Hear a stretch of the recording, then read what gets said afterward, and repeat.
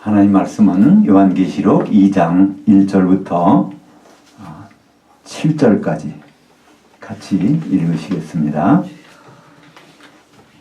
에베소 교회의 천사에게 편지하라. 오른손에 있는 7 별들을 붙잡고 7 금촛대 한가운데서 거니시는 이가 이르시되 내가 네 행위들과 네 수고와 네 인내를 알고 또 악한 자들을 용납하지 아니한 것과 자칭 사도라 하되 아닌 자들을 시험하여 그의 거짓된 것들을 내가 드러낸 것과 또 내가 참고 내 이름을 위하여 견디고 게으르지 아니한 것을 아노라. 그러나 너를 책망할 것이 있나니 으뜸인 네 사랑을 버렸느니라. 그러므로 어디서 떨어지는지를 생각하고 회개하여 처음 행위들을 가지라. 만일 그리하지 아니하고 회개하지 아니하면 내가 네게 가서 네 촛대를 그 자리에서 옮기리라. 오직 내게 이것이 있으니 내가 니골라 당의 행위를 미워하는도다. 나도 이것을 미워하노라. 귀 있는 자는 그 영이 교회들에게 하는 말을 들을지어다. 이기고 있는 그에게는 내가 하나님의 나본에 있는 생명나무의 열매를 주어 먹게 하리라. 아멘. 원전으로 다시 보는 요한계시록 강해 네 번째 시간, 아시아의 7 교회의 운명 두 번째, 요한계시록 2장과 3장을 가지고 하나님의 말씀을 상고하겠습니다. 요한계시록은 계시, 예수 그리스도의 계시입니다. 이 계시라는 말은요, 열어서 보여주신다라는 뜻입니다. 한자로는요,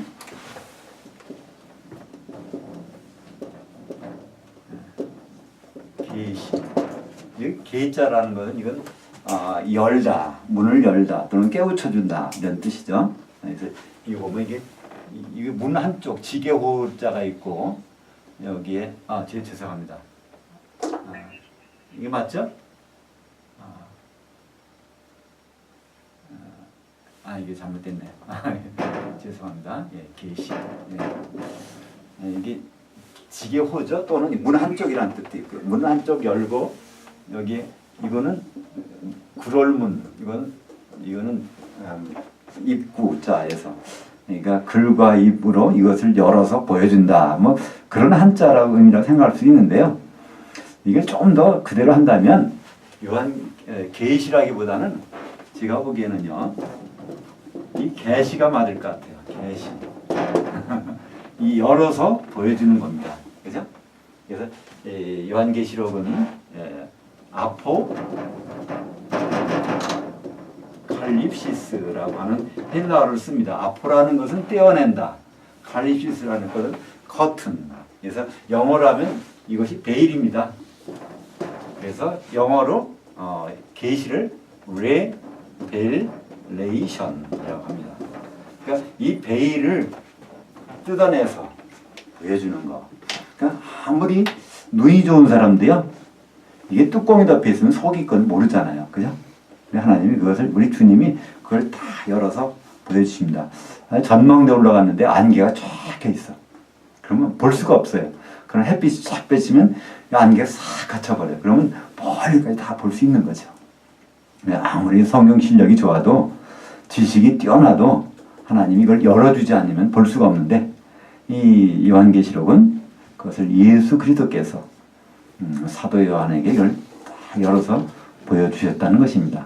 이것을 사도 요한은 기록을 남긴 것이고, 요즘 말로 하면 동영상을 촬영해서 우리에게 지금 틀어주는 겁니다. 그래서 우리는요, 여기 대해서 뭐 연구하려고 하는 건요, 좀 어려워져요. 그냥 딱 보면 감동이 오는 것입니다. 감동이 안 온다면 이상한 거예요. 하나님 보여주셨는데 별 감동이 없어. 그럼 그 드라마가 잘못됐든지 내가 잘못됐든지. 근데 예수님의 이 드라마는요, 이건 잘못될 리가 없잖아요. 그러니까 요한계시록을 쭉 보면서 감동이 없다면, 내가 이게 정말 어떤 사람인가. 저는 이제 저희 집사람한테 좀 책망듣는 일이 있어요. 가끔씩 보면. 드라마를 같이 보다가 왜 안 우느냐는 거예요. 눈물을 왜 안 흘리느냐. 집사람 그냥 화장지가 계속 갖다 달라고 하면 걔 눈물 툭툭 흘리는데 나는 전혀 가만히 있거든요. 감동이 없다는 겁니다. 어떻게 사람이 어떻게 감동이 없느냐 그러는데요. 글쎄요. 저는 요한계시록을 보면서 사실 감동이 나와요. 하나님이 그것을 열어서. 그러니까 한마디 한마디가 사실 감동이지 않습니까? 그 중에서 가장 큰 감동은요, 우리가 예수님 맏아들이라는 걸 신분을 공개하신 겁니다. 그러면, 예수님, 우리가 세상적으로 말하면 큰 형이지고, 우리가 여자분들은 큰 오빠라고 생각하시면 돼요. 내가 이 집안에, 하나님 집안에 내가 합법적인 상속자가 됐구나. 그것이 바로 요한계시록 1장 5절에서 나온다는 말이죠. 그래서 그전에는 종인 줄만 알았는데 하나님의 뜻대로 사용만 당하는 사람인 줄 알았는데 예수님이 신분이 독생자에서 맏아들로 변했다는 것, 그것을 요한계시록 1장 5절에 시작을 합니다. 특별히 요한계시록에서는 중요한 장이 1장 10절입니다. 거기서 사도 요한의 우리말 번역으로는 조금 이해가 안 가지만 그걸 원어 성경으로 하면 사도 요한의 영이 바로 주의 날로 가 있었더니 라는 그렇게 됩니다. 사도 요한의 몸은, 그러니까 1장 9절에는요 몸은 밤모섬이 있었는데 1장 10절에는 영으로는 주의 날에 가 있었더니, 그때 본 장면들이 1장 13절에 보니까 7 촛대들 한가운데 주님이 계시다는 거예요. 7 촛대는 1장 20절에 보면 교회라는 겁니다. 7 교회 한가운데 주님이 계셔요. 지금은 우리가 주님을 기다리고 있습니다. 주님은 지금 이 하늘들을 통과해서 셋째 하늘에 가 계시고 우리는 아직 여기 있잖아요. 그래서 주님을 기다립니다. 근데 요한계시록 1장 13절에 보니까 7 교회와 하나, 둘, 셋, 넷, 다섯, 여섯, 7 교회 한가운데 인자가 계시단 말이에요. 그러면 과연 어디서 만날까? 데살로니가전서 4장 13절부터 17절까지 보면 공중에서 만난다는 말이에요. 그죠? 그러면 사도 요한이 지금 영으로는, 시간적으로는 주님이 재림하시는 그 시간에 가 있고, 또 공간적으로는 공중에 가 있는 것입니다. 그 자리에서 그걸 보고 있는 것이죠. 그래서 요한계시록 1장에 보니까 기록하는데 뭘 기록하라고 합니까? 내가 본 것과, 그러니까 주의 날까지 가면서 쭉 주마등처럼 스쳐가는 모든 장면들을 본 것과, 그게 교회 시대입니다. 그러니까 요한계시록 2장과 3장에 나오는 교회 모습들, 이걸 다 봤다는 거예요. 본 것과, 그 다음에 지금 있는 일과, 그러면 재림 당시에 있었던 그 있는 모든 일과, 그 다음에 그 이후에 있는 일, 그것들을 기록하라. 그래서 이제 우리 프리미엄을 보면요, 여기에 보시면 위에 표가 있습니다. 보면 거기에 빨간색이 해당하는 부분이 있고요, 노란색이 있고 파란색이 있어요. 빨간색 부분은요, 이걸 본 겁니다. 사도 요한이 주님이 재림 전까지 쭉 가면서 본 거예요. 우리가 보면 기차를 타고 있으면요, 그 모든 광경들이 확 지나가잖아요. 마찬가지로 우리가 시간 열차를 타고 있다고 생각해 보세요. 그걸 쭉 갈 때 그것들이 다 지나갈 겁니다. 각 교회마다 어떤 모습이 되면서 그것들을 다 본 것. 그것이 교회 시대와 7년 환란 시대에 끝나면 주님 오시니까 그것들이 사도 요한이 본 것 기록하라 그래서 2장과 3장 기록합니다. 그 다음에 지금 있는 일, 주님이 재림하신 현장, 구름 타고 오시면서 하는 모든 일들을 성경에서 또 요한계시록에 기록하고 있고요. 그 이후에 장차되는 일들, 천년왕국과 백보자 심판과 새하늘과 새 땅이 나타나고, 그 다음에 새 예루살렘과 불못이 나오는 모든 과정들을 요한계시록은 우리에게 소개하고 있습니다. 그래서 이 요한계시록은 첫 번째로 나오는 것이 부분이 이제 본 것들을 우리에게 소개하고 있는데, 그 내용이 아시아에 있는 7교회입니다. 일본적으로 아시아 7교회를 이렇게 해석하는 경우가 있어요. 시대적으로 보는 경우가 있습니다. 처음에는 에베소 교회 시대, 초대교회다. 그 다음에 서머나 교회 시대, 박해받는 시대. 그 다음에 버가마 교회 시대, 이건 막 결혼해버렸어요. 종교가 국교가 돼가지고. 이런 그 시대별로 사대, 두아디라, 종교개혁, 그러니까 중세시대, 종교개혁 시대, 그러다가 이제 빌라델피아 선교가 일어나서 영국이나 유럽이 전 세계 다니면서 선교했다든가, 그 다음에 지금 와서는 라우디게아, 뜨뜻미지근한 믿음을 갖고 있다. 이렇게 시대적으로 보시는 견해도 있는데요. 이거는 적절하지 않습니다. 왜냐하면 7개 교회는 초대교회도 같이 있었고요. 지금도 7개 교회 모습들은 지금도 있다는 거예요. 이건 통시적인 개념입니다. 그래서 에베소 교회는 그때에도 있었고 지금도 있어요. 거기에 소속된 신분을 갖고 있는 성도들이 그때도 있었고 지금도 있다는 겁니다. 또 빌라델피아 교회는 그때도 있었고 지금도 있는 거예요. 우리 소속이 다를 뿐이에요. 각 소속에 됐던 분들이 지금 각 교회에 지금 그래서 파견돼서 그 성도의 노릇을 하고 있는 것입니다. 근데 주님 오실 때는요, 다 올라갑니다. 올라가서 이제 거기 한 몸을 이루게 되죠. 그래서 이 7개 교회의 모습은 통시적이라는 개념을 우리가 사용할 수 있어요. 여기에 지금 계신 분들이 어느 교회 소속인지는요, 공중에 올라가 보면 알 수 있을 거예요. 내가 에베소 교회 소속이었나 봐. 내가 빌라델피아 교회 소속인가 봐. 그것은 이제 7년 환란 기간 동안에 드러나지만 확실한 것은 이제 공중에 올라가서 7 촛대들 한가운데 있을 때 내 위치가 어딜까? 그것들을 우리가 들어볼 수 있어요. 많은 분들은 그럽니다. 난 빌라델피아 교회 성도가 됐으면 좋겠어. 그럽니다. 왜냐하면 빌라델피아 교회는요, 환란을 안 당한 상태에서 올라가거든요. 그러니까 근데요, 여기는 7개 교회는 어느 교회나 우리는 다 좋은 거죠. 순교당하는 교회, 하나님이 순교당할 믿음을 주시니까 거기에 소속으로 시켜주시지, 그죠? 그러니까 스테반과 같이 그 순교당할 믿음이 없는 사람, 만약에 스테반이 순교당하면서 질질 짜고 있었다면 그 하나님 체면이 어떻게 되겠어요, 그죠? 순교는 얼굴이 천사같이 빛났다고 그랬어요. 그리고 하는 말이 뭡니까? 주여, 저들의 죄를 용서해 주세요. 내 영혼을 받아주세요. 이렇게 하고서 사람들이 하니까 거기 그 현장에서 감동 먹은 사람이 있었어요, 그죠? 사도 바울의 간증에는 항상 스테반 얘기가 나옵니다. 내가 스테반이 거기서 돌에 맞아 죽을 때 내가 거기에 가편 투표를 했노라. 내가 그때 마음이 꽂힌 겁니다. 밤에 새에 가다가 예수님 불러가지고 사실은 그때 말에서 떨어지면서 눈이 감기면서 거듭난 것이 아니라 바로 그 전에 다 사전 준비가 돼 있던 거예요. 그때 이제 그걸 어떻게 알 수 있냐고요? 사도 바울이 간증할 때마다 그 얘기를 하고 다니거든요. 그거 보면 그때 강렬한 인상, 나는 저 사람 잡아서 죽이려고. 또 그거에 사도 바울은요, 그 돌에 던지는 사람이 옷을 맡아 갖고 있다고 그러니까 책임자였던 것 같아요. 사도 스테반을 죽이는 책임자 역할이 있었는데 저 사람은 죽으면서까지 얼굴이 천사처럼 빛나고서 저렇게 뭐가 분명히 있나 봐. 나중에 바울은 그걸 깨닫게 됩니다. 그걸 순교라고 그러죠. 그때 나는 죽기 싫습니다. 죽기 싫은데 난 이렇게 하시나요? 이렇게 하는 건 순교가 아닙니다. 많은 경우에 세례요한이 순교당했다 그러는데 세례요한은 순교가 아닙니다. 정치 싸움에 휘말려가지고 그렇게 죽은 것이죠. 세례요한은 처음엔 잘 나갔습니다. 그죠? 날 때부터 성령 충만했죠. 근데 세례요한은 결정적인 미스가 뭡니까? 세례요한 요한복음에 보면요, 왜 자기를 세우는지 설명합니다. 내가 세례를 주고 있는 동안에 물레 사람들을 잠기고 있는 동안에 언젠가는 바로 성령이 그분께 내릴 때가 있다. 이분이 그리스도라는 걸 알리라고 나한테 물로 세례를 주라고 하셨답니다. 근데 그런 분이 나타났어요. 그러면 거기서 어떻게 해야 됩니까? 세례요한은요, 그 일을 더 이상 중단해야죠. 근데 계속 물로 세례를 주고 있었어요. 그렇다면 사람들이 헷갈리잖아요. 그리스도가 온다고 그랬는데 저분이 아닌가 봐. 세례요한은 여전히 세례를 주고 있네.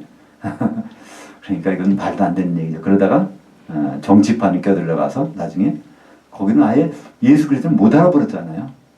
감옥에 있으면서 두 사람 보내가지고 그럽니다. 우리가 그리스도를 기다려야, 당신 그리스도 맞아요? 그렇다면 우리를 그리스도를 기다려야 되나요? 물어볼 정도로 그렇게 세례요한은요, 다른 길을 갔어요. 이건 순교가 아닙니다. 순교는요, 정말 스테반처럼 되는 게 순교인데, 그 믿음을 하나님 주시기 때문에 순교당하는 교회, 이제 서머나 교회, 버가모 교회는요, 그렇게 순교당하는 교회.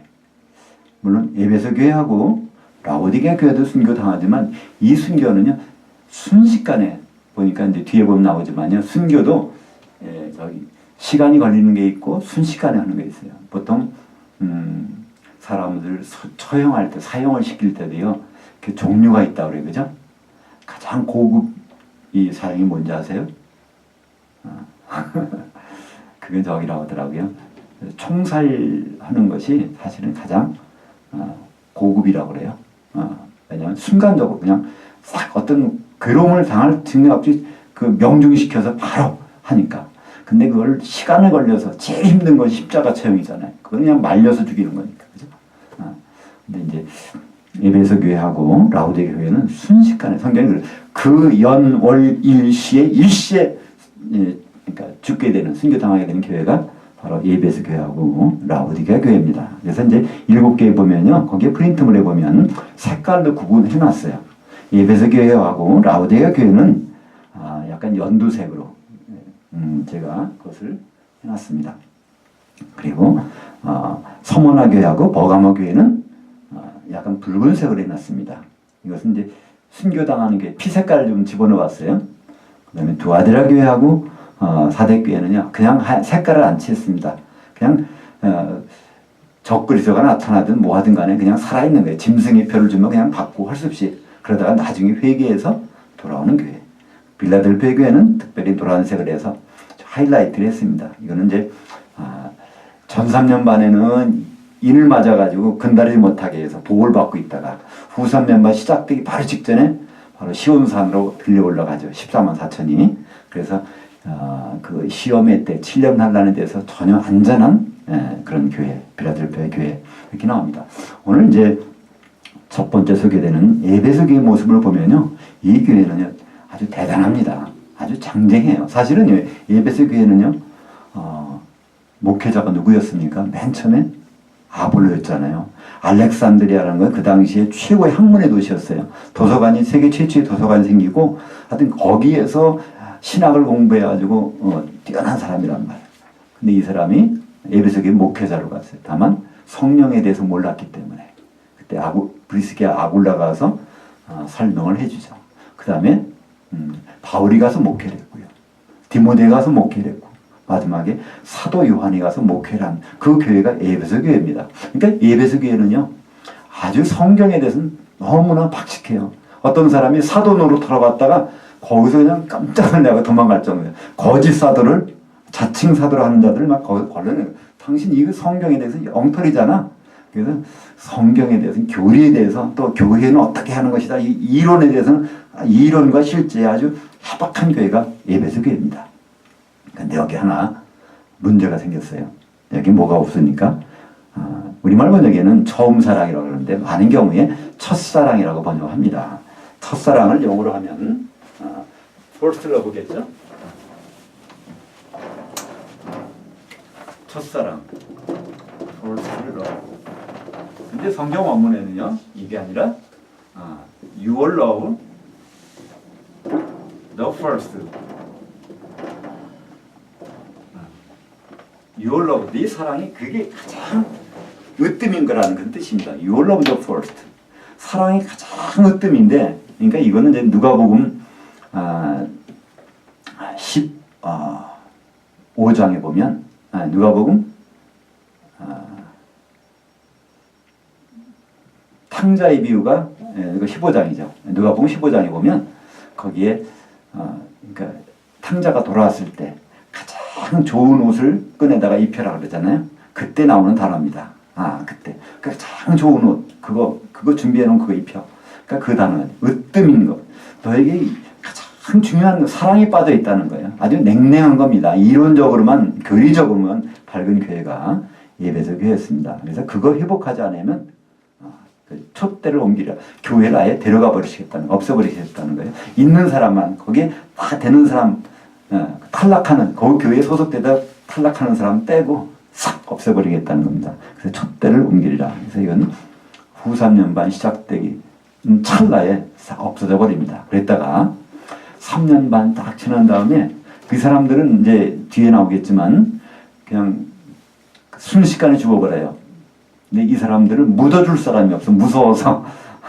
그래서 길바닥에 시체가 있다고 되어 있습니다. 근데 요한계시록 11장 11절에 보면요. 그 사람들이 3년 반 지난 다음에 벌떡 일어나요. 그리고서 하늘로 올라가는 장면이 나옵니다. 그래서 이제 이 휴거라는 것은, 들림받는 것은요, 몇 차례 나옵니다. 그 중에 이 에베소 교회와 이 라우디가 교회는, 그래서 후 3년만 시작될 그 순간에 이제 순교당했다가 3년 만에 딱 지나자마자 시체가 벌떡 일어나서 올라가는, 거기서는 이제 두 증인이라고 표현되어 있어요. 두 증인. 그러면 두 증인은 두 두 감람나무와 두 촛대라 그럽니다. 두 촛대는 교회거든요. 그러니까 두 중인 두 교회입니다. 두 교회가 어떤 교회일까? 바로 에베소 교회하고 라오디가 교회. 근데 이 에베소 교회에 한 가지 칭찬하는 일이 나옵니다. 그 니골라 당의 행위를 미워한다는 거예요. 그러니까 그때 당시에 니골라 당의 행위가 많이 있다는 것입니다. 어떤 사람들은요, 이게 일곱 집사 중에 한 니골라가 이게 영지주의에 빠져가지고 이 니골라 당을 만들었다는데요. 그건 신빙성이 전혀 없는 얘기입니다. 이 니골라라는 뜻은요, 니콜라오스의 합성어입니다. 니콜라오스. 니코라는 것은요, 승리자 또는 우두머리라는 뜻이고요. 승리했다. 라오스라는 것은 백성이라는 뜻입니다. 백성. 그러니까 우리 동남아시아 가면 거기 라오스가 있어요. 그죠? 나라. 같은. 그러니까 거기가 불어권을 쓰기 때문에 불어가 라틴어 또 헬라어. 그래서 이게 같은 말에서 온 말입니다. 그래서 라오스는 백성. 예? 니코, 우두머리. 그러니까 이 교회의 계급을 가지고 있다는 거예요. 지금 카톨릭에 보면 얼마나 계급이 많습니까? 그죠? 신부님 위에 주교님이 있고, 주교님 위에 대주교님이 있고, 그 위에 추기경님, 그 다음에 교황님 쭉 있잖아요. 그것이 교회도 들어왔어요. 그죠? 교회도. 그래서 어떤 분이요? 교회에서 떠난 분들이 계세요. 그냥 안수 집사 투표해서 안 됐다고. 떠난 분들이 계세요. 또 집사 임명 안 됐다고. 그죠? 장로에서 떨어졌다고. 떠나는 분들이 있어. 그게 계급으로 생각한단 말이야. 초대교회도 있었던 것 같아. 근데 에베소 교회는요, 그것만은 아주 교회에서 계급이 있어서는 안 된다. 그렇게 했던 것 같아. 그래서 니골라당, 그거를 미워하는데, 하나님도 미워하는, 우리는 다 형제란 말이에요. 그죠? 우리의 머리는 예수님밖에 없고 다 형제인데, 그것을, 에베소 교회는 그걸 미워했다는 것입니다. 뒤에 보면 버가모 교회는, 그거를 그냥 좋아하는 교회가 버가모 교회잖아요. 근데 에베소 교회는 그것은, 미워했어요. 그래서 에베소 교회 거기에 이제 귀 있는 자는 그 영이 교회에 들어가신 말씀을 드려지어다. 그러니까 7개 교회에 쭉 말씀하시고 각 교회 말씀하시고 공통적으로 하신 말씀이 그러니까 7번 나오는데 귀 있는 자는 바로 그 영 성령께서 교회에 들어가신 말씀을 들을지어다. 이거는 에베소 교회만 해당되는 것이 아닙니다. 모든 공통적으로 해당되는 것이죠. 7절 이하에 거기에는 원래 우리말로는 이기는 자는 이렇게 했어요. 이기는 자는. 그래서 이걸 가지고 신천지에서는요, 이만희 씨는 이긴 자라고 합니다. 이긴 자. 자, 이겼다는 거예요. 승리했다. 이겼다는 말이 아닙니다. 이기는 자, 현재 분사입니다. 그래서 지금 현재 이기고 있는 자, 이럴 뜻입니다. 현재 이기고 있는 자는 이걸 주시겠다는 겁니다. 그에게는 내가 하나님 낙원에 있는 생명나무 열매를 주어 먹게 하리라. 요한계시록은 항상 창세기와 관계가 있어요. 창세기에서 아담이 범죄한 다음에 생명나무를 격리시켜줬잖아요. 그죠? 그거는 미워서 그런 것이 아니라 일단 격리해요. 치료받은 다음에 그걸 먹으라는 겁니다. 그죠? 죄진 상태에서 생명나무 먹어보세요. 그거 과연. 죄가 여전히 간단 말이에요. 끝까지. 그건 불변하니까. 그죠? 그래서 우리가 이제 병에 걸리면 잠깐 격리해서 치료받게 한 다음에 오잖아요. 그죠? 그래서 다 이게 죄의 문제가 해결된 다음에 여기서 생명나무 주시겠다는 거예요. 그 열매를. 근데 이 나무는요, 십자가 열매입니다. 이 나무라는 단어가, 우리가 보면요, 영어 성경에는 그냥 Tree of Life라고 나왔어요. 생명나무.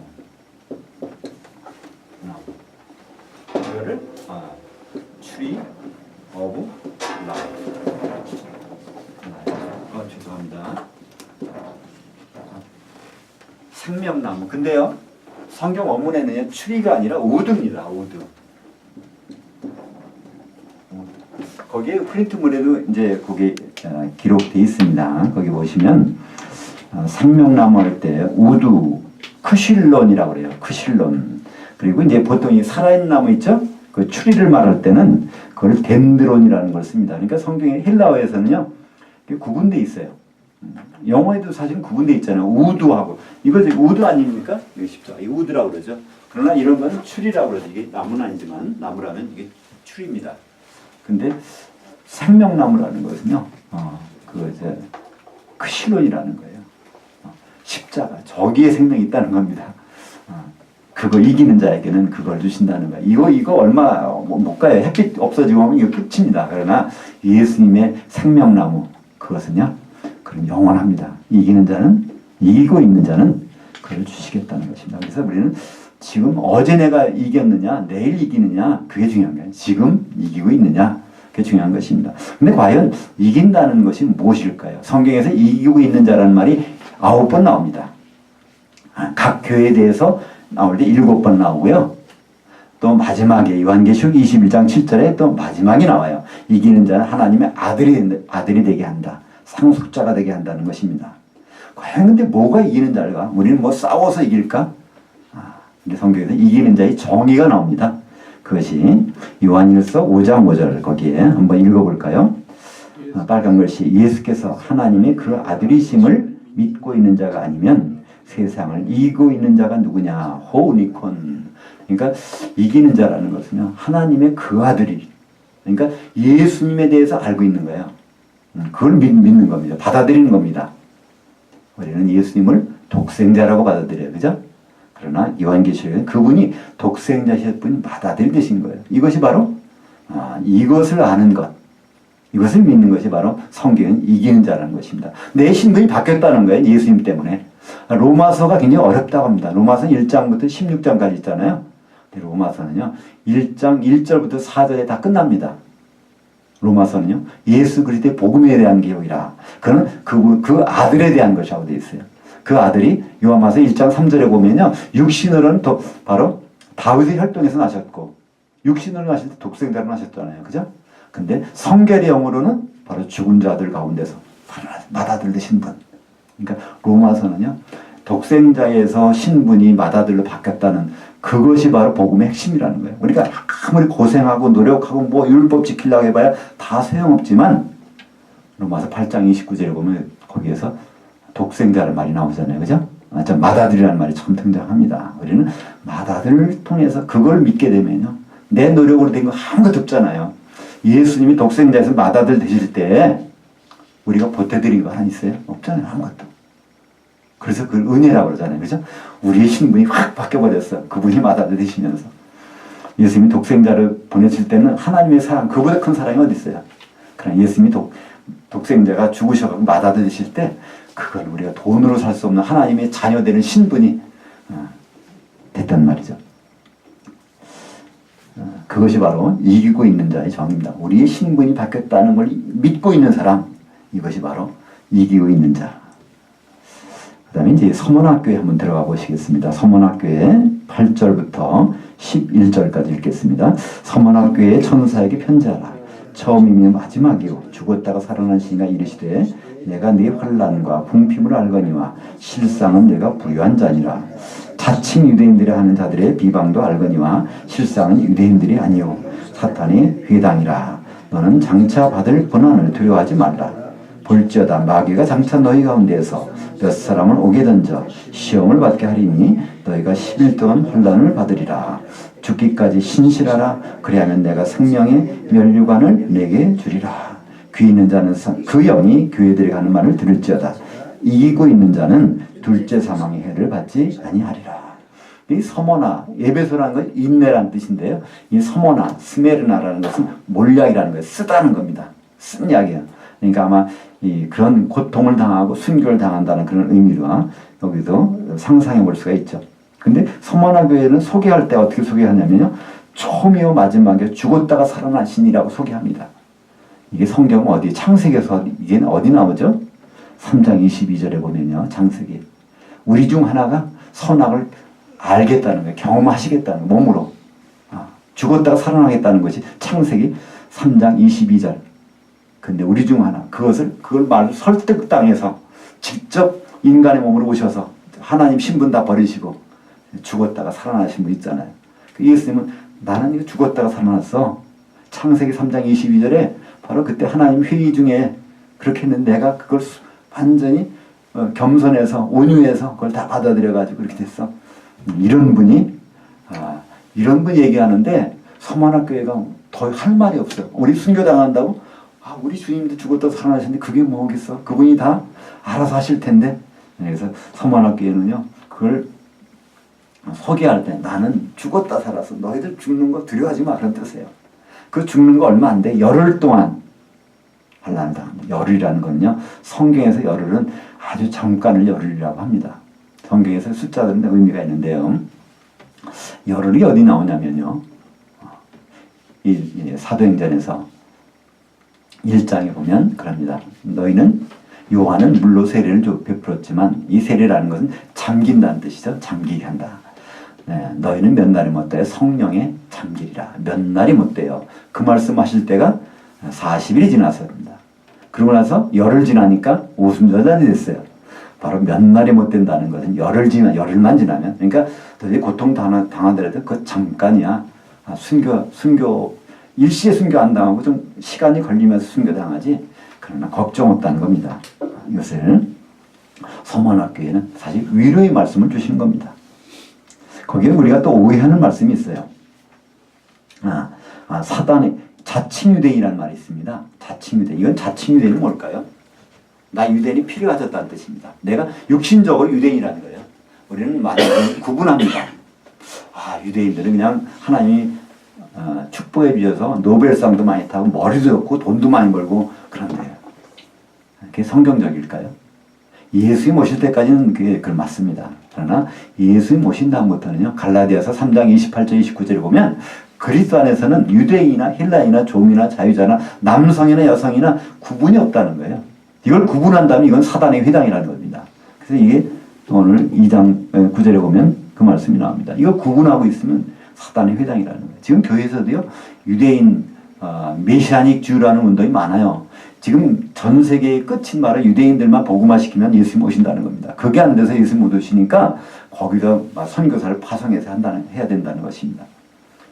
거기에 선교사를 파송하는 자체는 좋죠. 그러나 거기를 땅끝으로 보고 그들이 구원받아야 예수님 오신다는 것은 잘못된 말입니다. 왜냐하면 예수님이 십자가에 죽으시고 부활하신 다음부터 성령께서 오신 다음부터는요. 구분을 없애셨어요.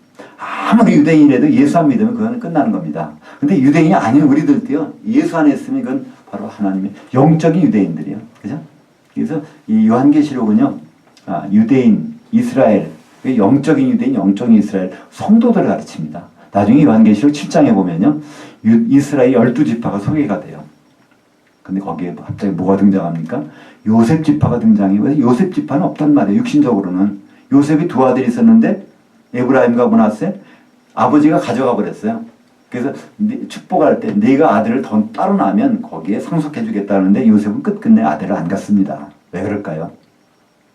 자기는 앞으로 어떠한 운명을 갖고 있는 걸 알고 있었거든요. 자기에게 아들이 있어 보세요. 편애할까 봐. 그죠? 끝까지 아들을 안 가져요. 그래서 요셉 지파는 없습니다. 아무도. 근데 요한계시록 7장에 보면 요셉 지파에서 뽑아낸 사람들만 12,000명을 뽑았어요.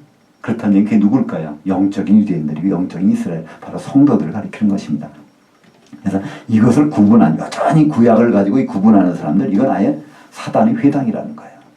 지금도 만약에 그걸 구분하고 있다면, 그러니까 우리는 이스라엘 복음을 전해야 됩니다. 유대인들에게도 복음을 전해야 돼요. 그러나 그들이 유대인이기 때문에 전하는 것이 아니라 그들이 예수를 모르기 때문에 우리는 그들에게 복음을 전하는 것이지, 유대인을 복음화시켜서 땅끝까지 복음을 전한다는 그거는 성경적이 아니라는 것이죠. 오늘 말씀 중에 또 하나 중요한 말씀이 있죠. 이건 요한계시록 2장 10절에 9관절에 보면 너희는 죽도록 충성하라. 그리하면 생명의 멸류관을 내게 주리라. 저도 이걸 많이 받아봤는데, 우리 감사패 뭐 할 때 임명장 많이 받았는데요. 이게 충성하라는 말이 번역이 잘못된 겁니다. 넌 죽는 한이 있더라도 믿음만은 지켜라는 뜻입니다. 충성이라면 엉뚱하게 갖다 붙여놓은 거예요. 그래서 이걸 많이 참 목사님들은 참 이 말씀을 참 좋아요, 그죠? 이거만 딱 붙이면은 어느 분이라도 참 거기에 대해서 이의를 제기할 사람이 없어. 그러나 거기서 충성이라는 단어가 아니라 신실한 믿음만은 곧 이제 순교당할 상황이 올지라도 그때 다른 것만 해도 믿음만은 지키라는 것입니다. 7년 환란이 와서 그런 상황에서 무슨 충성할 게 있습니까? 거기에서 교회에서 봉사를 많이 하고 전도 많이 하고 그거 아닙니다. 여기서는 죽는 한이 있더라도 믿음만큼은 꼭 가지고 있어라, 그런 뜻입니다. 그러면 생명의 면류관을 내게 주리라. 승리의 면류관을 주겠다는 것입니다. 이 면류관이 뭘까요? 빌립보서에 보면 또 다른 데서 보면요, 바울은 그럽니다. 너희들이 바로 면류관이라는 거예요. 면류관이라는 건 승리의 상징입니다. 바로 이 교회가 바로 면류관입니다. 우리가 면류관이에요. 면류관. 그래서 그 면류관은 복수가 없습니다. 다 단수예요. 우리가 한 면류관을 이루는 겁니다. 승리의 상징이 되는 것이죠. 버가모 교회 한번 가보겠습니다. 12절부터 17절까지. 버가모 교회 천사에게 편지하라. 좌우에 날선 검을 가지시니가 이르시되 네가 어디에 사는지를 내가 아노니 거기는 사탄의 권좌가 있는 데라.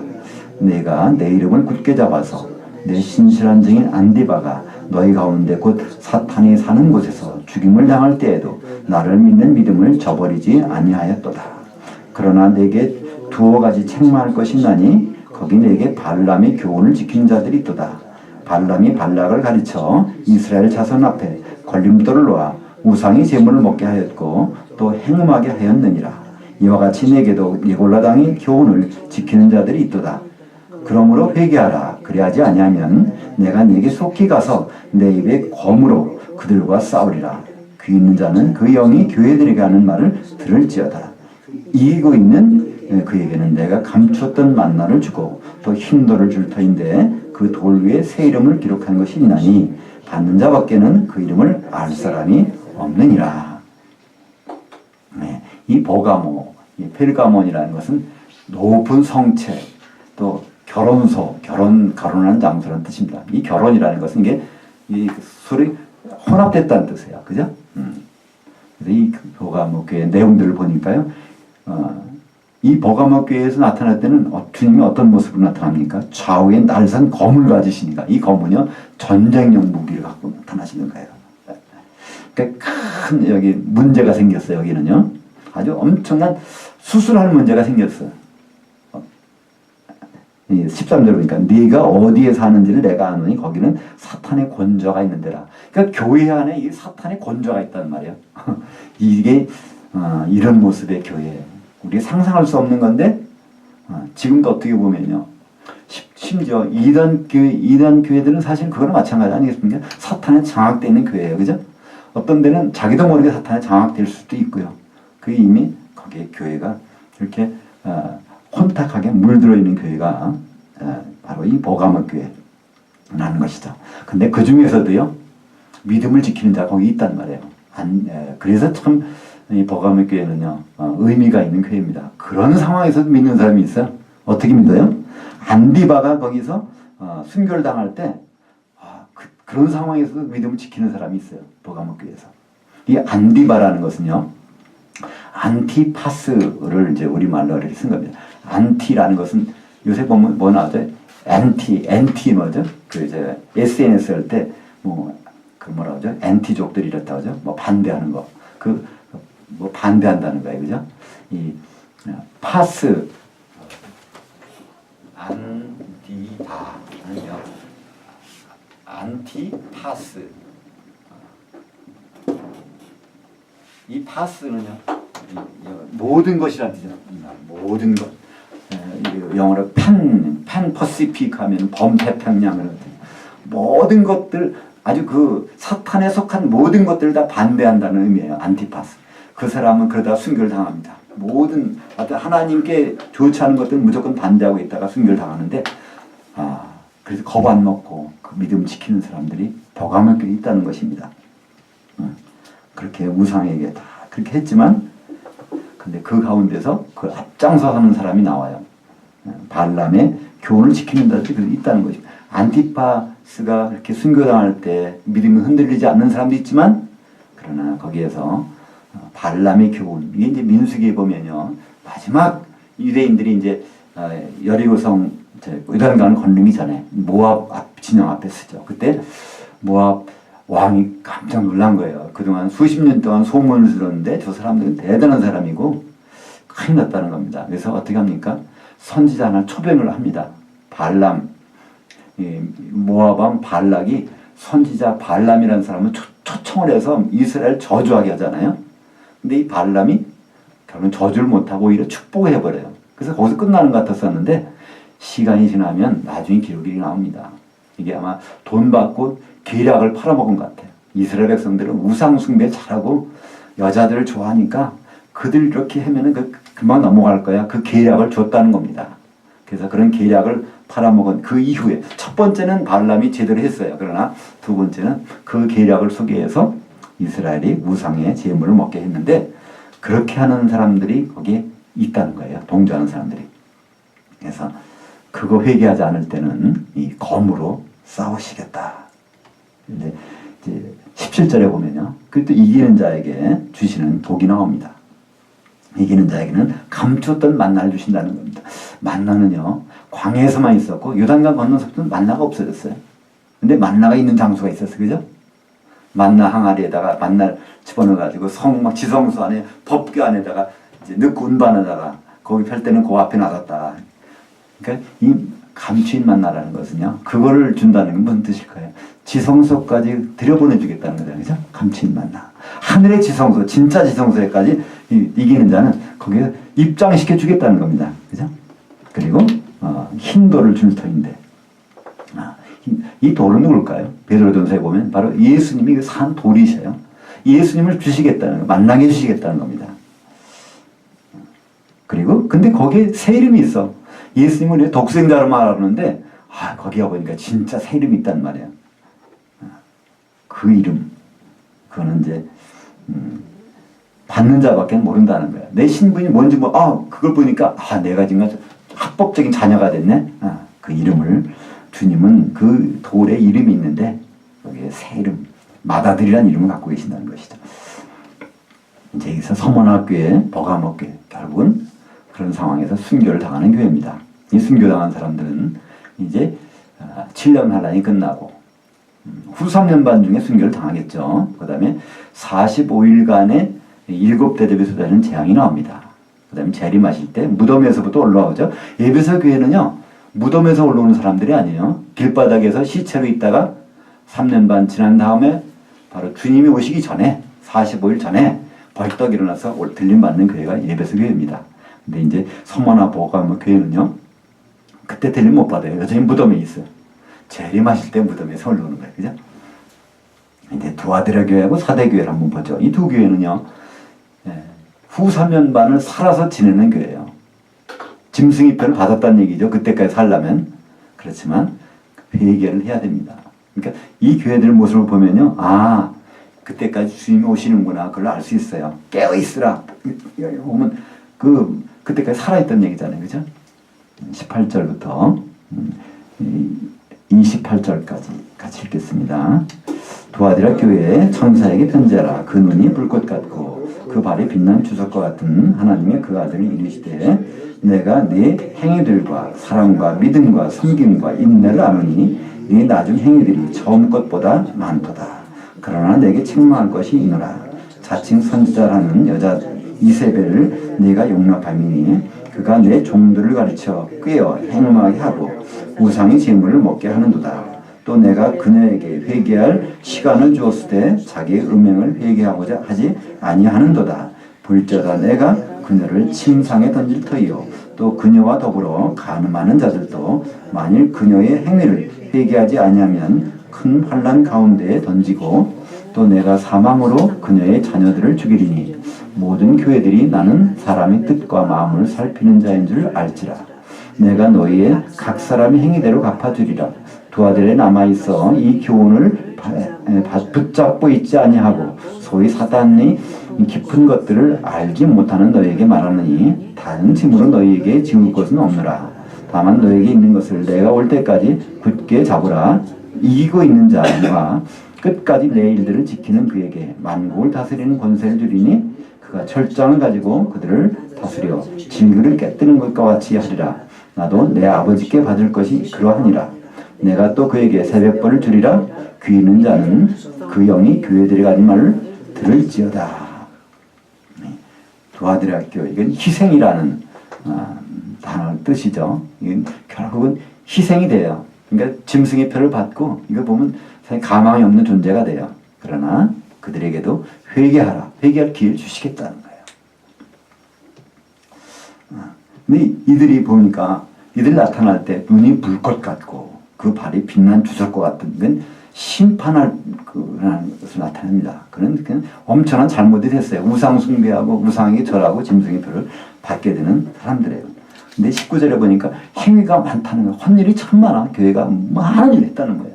근데 많은 일을 했다는 것과 주님이 좋게 여기시는 것은 좀 다릅니다. 그죠? 지금 교회 성장이다 뭐 그런 것들이 많아요. 근데 그것은요, 주님이 뭘 기뻐하실까? 마태복음 3장에 보면 거기 나오는 것들을 보면 누룩이 나오죠. 누룩을 넣어서 부풀게 했어. 그게 좋은 걸까요? 나쁜 걸까요? 그 겨자씨를 심었는데 그게 커가지고 나무가 돼버려서 새들이 깃들어. 그게 좋은 걸까? 나쁠 걸까요? 그것들이 다 신사후도 운동, 번영신학, 바로 이제 그런 이단 그런 것들을 나타냅니다. 그러니까 거기 가만히 우리말 성경에 그게 빠져버렸어요. 여자가 가만히 몰래 거기다가 누룩을 집어서 부풀게 했다는 거예요. 그러니까 근데 정식으로 우리는 하나님은 풍성하게 하시는 분이야. 그러니까 풍성하게 하나님은 모두 축복해주면 커져 이렇게 생각하는데요. 거기는 여자가 가만히, 그러니까 이 여자가 뭡니까? 음녀를 뜻하는 거죠. 그 여자가 가만히 있어서 부풀게 했다는 거예요. 이 누룩이라는 것은요, 세상적인 편리함입니다. 보통 떡이나 빵 같은데 그냥 해보세요. 딱딱해서 먹기 힘들어. 근데 여기다가 누룩을 집어넣어서 만들어보세요. 얼마나 편하게 먹을 수 있을까. 그러니까 이 교회에 세상 것들이 편리한 것들이 많이 들어오는 거예요. 그래서 그게 이제 부풀어지는 거죠. 그것을 다시 말하면 번영신학이라는 말로 포장이 돼서 교회 성장학, 번영신학. 큰 것이 나쁜 것이 아니라 그게 무엇으로 커지느냐가 중요한 것인데 세상의 편리함 때문에 커진다. 이것은 좀 바람직하지 않은 것이죠. 이게 겨자씨 같은 거 있지 않습니까? 겨자를 심었던 이게 커서 나중에 나무가 돼버려요. 새가 깃들어. 거기에서 나오는 새는요, 마귀, 그 같은 성경 13장에 보면요, 마귀가 새들이 와서 쪼아 먹었다. 그런데 그 마귀라고 하지 않습니까? 그러니까 원래 겨자는요, 그 나무를 먹는 겁니다. 나무를 해서. 이거 시금치 심어서 시금치 나무를 먹고 그러잖아요. 근데 시금치가 많이 커가지고 나무가 돼버렸다. 이건 시금치 나물로서의 효용 가치가 떨어지는 거예요. 이게 그냥 교만해지는 겁니다. 그 시금치로서 만족하지 않고. 그렇게 거기 새들이 아예 깃들어 버려요. 그러니까 우리 마귀의 공격을 우리는 끊임없이 받을 수밖에 없어요. 그러나 둥지를 틀게 해서는 안 된단 말이에요. 새들이 깃들기만 안 된단 말이에요. 그런 교회. 또 신사도 운동, 곡식과 가라지의 비유를 써요. 그런 것들이 있죠. 그 행위들이 많은 것. 근데 그 행위들 쭉 보면 내용이 이세벨이 나옵니다. 이세벨은 음녀의 상징이죠. 성경에서 요한계시록에서 여자는요, 교회입니다. 근데 타락한 교회를 음녀라고 그래요. 그리고 타락한 교회의 공동체 연합체를 큰 음녀라고 합니다. 여기에 대표되는 것이 이세벨이죠.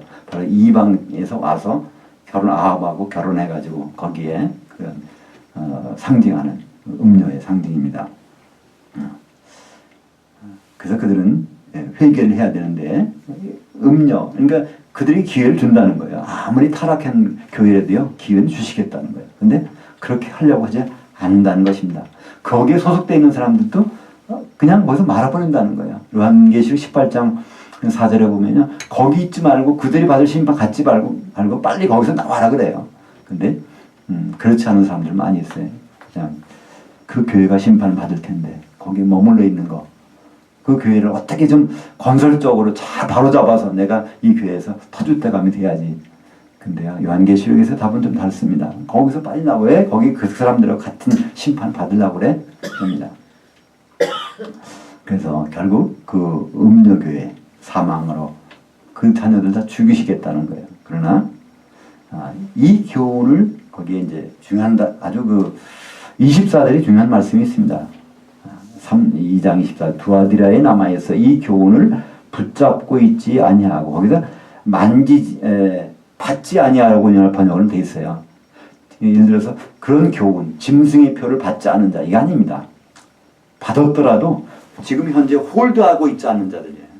이제 붙잡고 있지 않는 자, 여기서 단어가 영어로 하면 홀드하고 짐승의 표를 받아, 이거 회개하고 빨리 끝내라는 거예요. 그죠? 그때 되면은 그거를 회개만 하면 25절에 다만 너에게 있는 것을 내가 올 때까지 굳게 잡으라.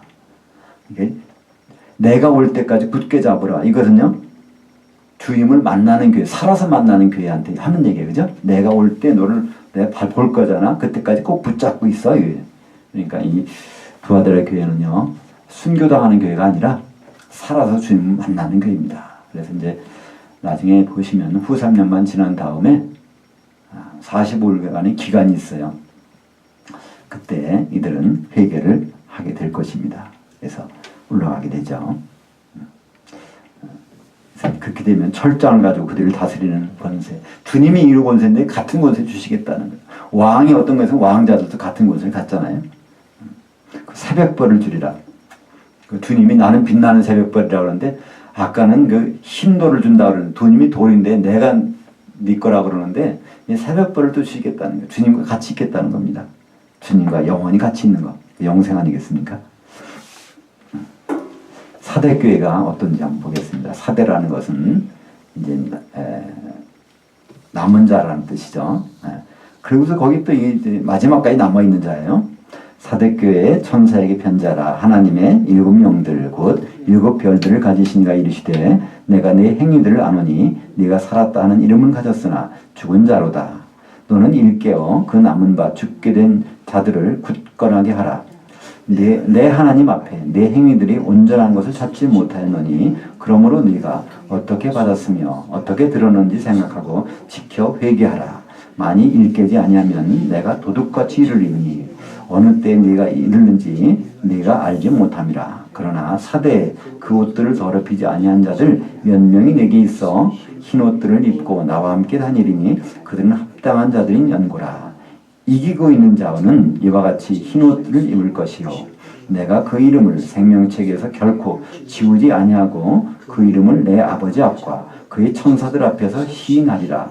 귀 있는 자는 그 영이 교회들에게 하는 말을 들을지어다. 이 두아디라 교회도 사대교회도 온전한 걸 찾지 못했다는 거예요. 그 후삼년반을 지내려면 짐승의표를 안 받았겠어요? 우상에게 경배 안 했겠어요? 거기 보면요, 우리는 보통 그래요. 666표 이거 받으면 큰일 난대요. 그래서 지금 뭐 베리칩 받으면 안 된다고 그래요. 근데 요한계시록에는 항상 전제 조건이 붙어요. 그 짐승이나 그 우상에게 경배하고 표를 받은 자, 전제 조건이 있단 말이에요. 그렇다면 지금 베리칩 이거는요, 짐승이나 이것이 드러나지도 않았는데 거기 절할 기회도 없었는데 그거 받았다고 어떻게 했어요? 아무 관계 없어요. 전제사항이 있단 말이에요. 그 짐승이 나타나서 우상을 세워가지고 거기에 경배하는 사람만 그거 주는 거야. 지금도 그러잖아요. 아무나 신용카드만 안 만들어줘요. 그죠? 신용이 있는 사람만 준단 말이에요. 그때 666표는 아무나 주는 게 아니에요. 거기에 인정해야죠. 우상과 그 짐승과 우상에게 경배하는 사람만 그 666표를 준단 말이에요. 그거 있어야 먹고 살 수 있으니까. 근데 그거 받았으니 온전할 게 있겠어요? 하나님 것이 온전한 건 아무것도 없어요. 그러나 기회는 있어요. 회개하라. 많이 일깨지 않으면 내가 도둑같이 이르리. 주님은 도둑같이 온다는 거예요. 그러니까 도둑같이 온다는 얘기는 무슨 뜻일까요? 살아있다는 거죠. 그죠? 내가 올 때까지 붙잡고 있으라. 이것도 살아있는 교회, 두아디라. 사대교회도 내가 너한테 도둑같이 올게. 회개 좀 해. 이 말씀하신 것이죠. 그러니까 재림을 목격하는 교회, 두 교회가 두아디라하고 사대교회입니다. 여기에서 흰 옷을 입을 것이요. 흰 옷이라는 것은 의롭다는 것이죠. 우리는 예수님으로서 밖에는 의로울 수가 없어요. 그죠? 십자가의 보혈로 밖에는 다른 방법으로 의로울 수 없습니다. 그러니까 두루마기를 피에 빨아야 돼. 요한계시록 22장 14절을 같이 읽겠습니다.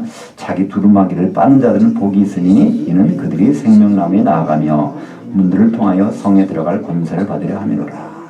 그러니까 후 4년반 기간 동안에 짐승의 표를 받았어도 거기서 그냥 포기하면 안 돼요. 나는 이랬으니까 가룟 유다처럼 난 주님을 내 선생님을 내가 팔아먹었어. 내가 좀 잘못 생각했나 봐. 그러니까 양심의 가책을 받아가지고 자기 생명을 끊어버리잖아요. 이거면 안 된단 말이에요. 후 3년 만에 정말 어쩌지 못해가지고 짐승의 표를 받아서 그러니까 자발적으로 받은 것이 아니겠죠. 헐수시 받은 사람들이에요. 그죠? 헐수시 받아서 있던 사람도 이제 후 3년만 끝나면 짐승의 통치가 7년이 끝났으니까 45일 동안에 회개하고 돌아서면 두루마기 빨리 빠른 말이야. 그죠? 이 피해. 그러면 이 사람들 회복시켜 주시겠다는 것입니다. 이제 빌라델피아 교회를 가보겠습니다. 빌라델피아 교회의 천사에게 편지하라.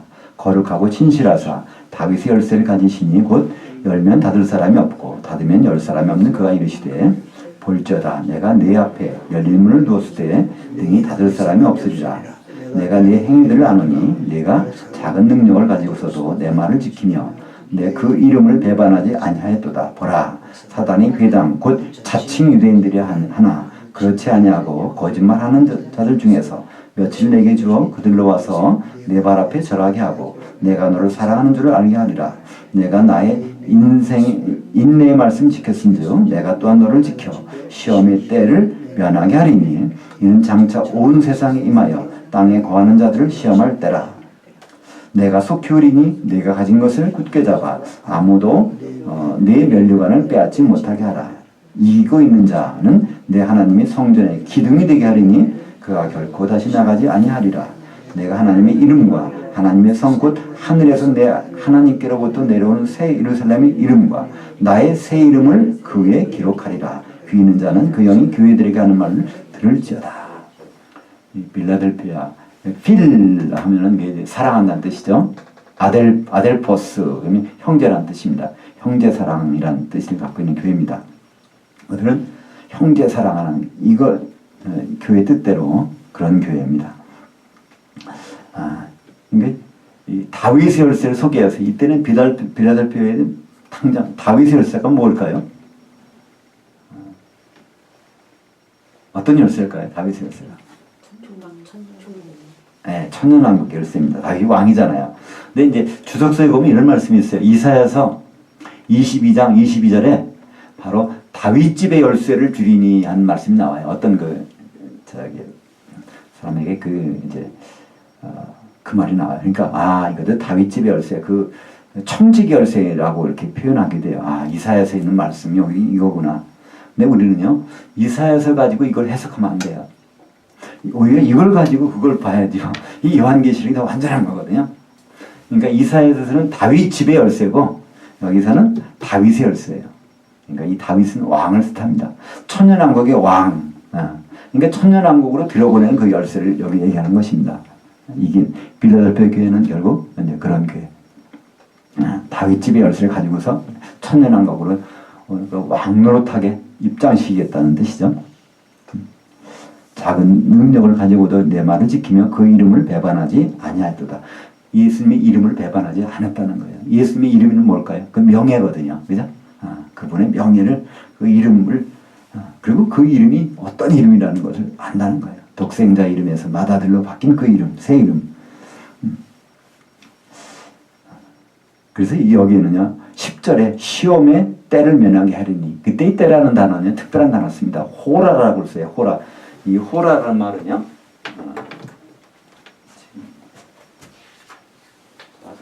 안 보이네. 있구나. 시험의 한 호라를 면하게 한다는 거예요. 여기서 나온 말이 호라. 우리는 영어에서는 이걸 아워라고 그러죠. 아워. 한 시간을 면하게 되렸다. 요한계시록에서 한 시간은 7년입니다. 나중에 반 시간쯤 고요하더니 하는 말이 나와요. 그러니까 7년 환란 기간을 한 시간이라고 말하거든요. 요한계시록 17장 17장 12절에 보면 거기에서 짐승이 활동하는 시기 이것을 한 시간이라고 그래요. 7년을. 그러니까 요한계시록에서 한 시간 7년입니다. 이 7년의 기간을 여기서 면제해 주겠다는 거예요. 빌라델피아 교회는. 어떻게 면제합니까? 전 3년 반에서는 인을 맞춰서 아무도 건드리지 못하게 하고 후 3년 반이 들어갈 때는 딱 요한계시록 14장에 보면요. 거기서 시온산에 올라가 있어요. 그 하늘 셋째 하늘에 올라가 있단 말이에요. 그래서 이 7년 기간 동안 전 3년 반에는 인을 맞춰서 못 건드리게 하고 후 3년 반 때는 시작할 때는 이미 시온산에 올라가 있고 14만 4천이 그래서 요한계시록이 저희 빌라델피아 교회는 14만 4천 인마린 14만 4천 명을 뒤에 보면 이렇게 나오게 됩니다. 그래서 이들에게는 면류관 마찬가지로 면류관을 빼앗기지 않게 하리라. 그리고 여기서 축복이 뭡니까? 이기는 자는 이건 뭐 어느 교회나 마찬가지예요. 이기는 자는 하나님의 성전의 기둥이 되게 하리니 이거는요 끝까지 내보내지 않겠다는 거예요. 하나님 성전이 무너지기 전까지는요, 기둥은 나가잖아요. 끝까지. 그러니까 요한계시록